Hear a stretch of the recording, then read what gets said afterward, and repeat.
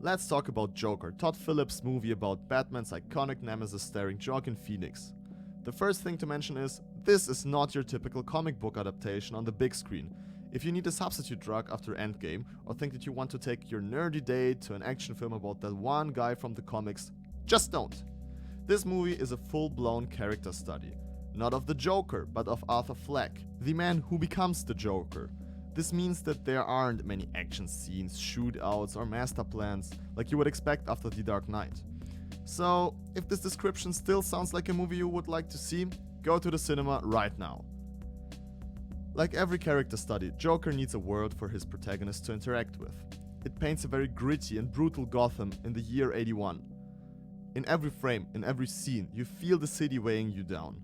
The set design takes you to a poor, dirty fantasy New York of the past, and even the movie emulates this feeling. Where the set design is exactly on point, the story writing overdoes it a bit. This Gotham is remorseless and cruel. Too cruel. I honestly think this movie has only one character who isn't hostile or apathetic, but genuinely friendly and good. Nobody in the whole city cares about Arthur Fleck, until he becomes a problem that they can't ignore any longer.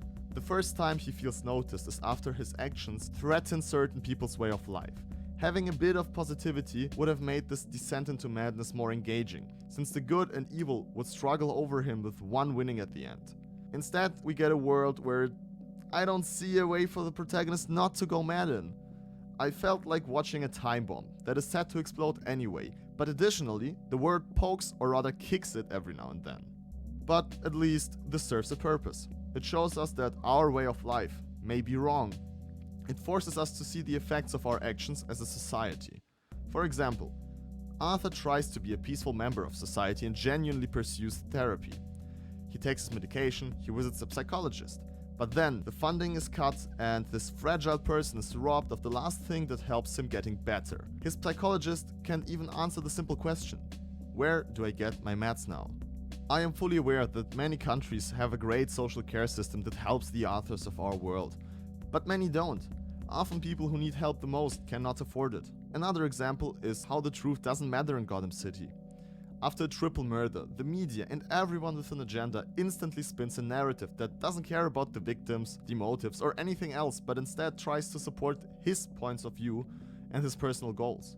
This, again, reminds me of our modern age, of so-called fake news and information warfare. More and more people are disconnecting from reality because they don't feel they get access to the truth anymore.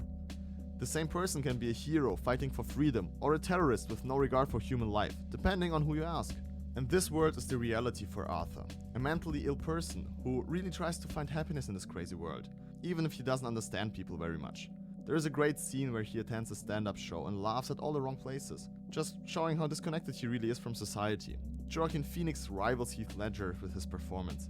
He really shows this person just collapsing under the weight on his shoulders. I honestly felt like this Joker could show up to a party with a shotgun and start asking for Harvey Dent. And I don't mean timelines or mannerisms or tics that the two Jokers share, but this complete suspension of disbelief I experience when I see them. In this moment I truly believe Heath Ledger and Joaquin Phoenix are the Joker. As you may have gathered from this video so far, Todd Phillips is not very subtle. Sometimes you feel like you get smacked in the face with the movie's message. But I really liked this insanely long set of stairs in front of his apartment house as a metaphor for Arthur's mental health. Just pay attention how he struggles to go up, but how quick, easy and fun he descends. Especially with his clown makeup on. And while the movie doesn't excel at being subtle, it does excel at being original. As I first heard about the Joker movie, it was rumored that it will borrow heavily from The Killing Joke. I really did look forward to it, since it is a very powerful story that asks the question: could everybody become the Joker if faced with enough hardship, or can sanity prevail? The ambiguous ending would have fit this movie extremely well. But this movie has little to do with The Killing Joke. That means we don't see Batman, Barbara or Jim Gordon, but this makes more time and room for the Joker, or to be more precise, Arthur Fleck. He is the protagonist of this movie and we get insights into his character that wouldn't be possible with Batman taking time and focus away. Moreover, The Killing Joke focuses more on a plan devised by the Joker, while this movie is an origin story of a man becoming the Joker. So, to wrap things up, if you want a movie that makes you think about our society and seeing a character study of someone who descends into madness sounds appealing to you, go ahead and buy the movie ticket. This movie is godsend for all the people who complained that movies about comic heroes lack substance and are just cash grabs without meaningful character development. If you watched a lot of superhero movies and are not sure if this gritty, character-focused drama is something for you, I strongly encourage you to give it a try. Joker adds depth to a comic villain which is not seen very often and gives you another angle to look at this well-established character. Now, go watch the movie and come back, because I want to talk about an aspect that fascinated me but is a bit spoilery.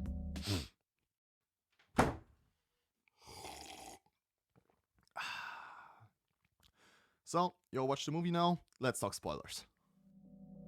As Arthur commits his first murders, he unintentionally inspires a movement, a series of brutal protests with bloody clashes between police and rioters. We see how he loves to finally having people admiring him for who he really is and who do not look down upon him. But this was not his plan. He is, to be honest, too stupid to even understand that he could inspire a movement. His actions in the first 3/4 of the movie are not politically motivated at all. He just reacts to the world and tries to survive. Yet, his actions start a movement. He becomes an icon for the rioters, and his actions inspire others to commit crimes and even atrocities. This showcases how violence can take on a life on its own, how it can spiral out of control just given the right circumstances and enough despair. While Homeland does a great job at linking this specific process to terrorism, Joker manages to show us how something rather trivial can ignite the masses. Take him from what can evolve from a simple murder in a subway. Imagine the effect an everlasting civil war could have on people's minds. For me, a very scary thought. Thank you for watching this. As always, big thank you to Leon from When They Leave Us for producing the sound of this video. A link to his stuff in the description. See you next time.